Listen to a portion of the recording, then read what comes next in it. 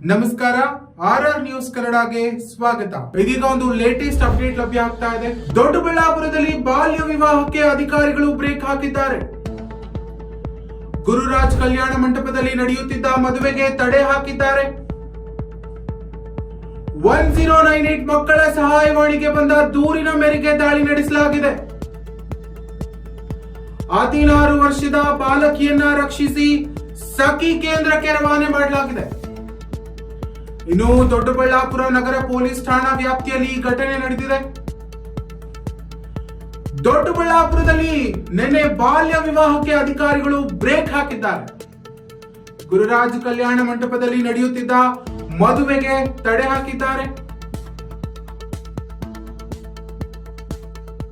ಬೆಂಗಳೂರು ಗ್ರಾಮಾಂತರ ಜಿಲ್ಲೆಯ ದೊಡ್ಡಬಳ್ಳಾಪುರ ನಗರದಲ್ಲಿ ನಡೆಯುತ್ತಿದ್ದ ಬಾಲ್ಯ ವಿವಾಹವನ್ನ ಅಧಿಕಾರಿಗಳು ಮಿಂಚಿನ ಕಾರ್ಯಾಚರಣೆ ನಡೆಸಿ ತಡೆದಿದ್ದಾರೆ.